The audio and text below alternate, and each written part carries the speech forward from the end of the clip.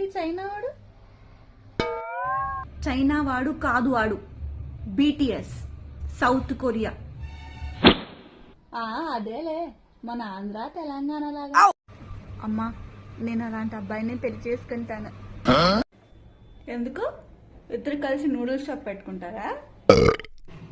వాళ్ళకి కళ్ళు కూడా సరిగ్గా ఉండవు, ఇలా అంటే ఏ గుడ్డోనో చేసి ఇచ్చాను అనుకుంటారు.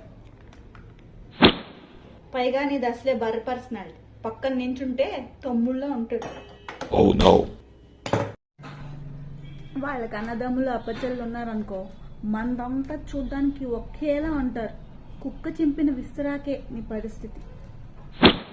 వాళ్ళ తిల్లు ఎలా ఉంటారో తెలుసు కదా, కప్పలు తేళ్లు కోసి నీతో వంట చేయిస్తారు, చూసుకోమని.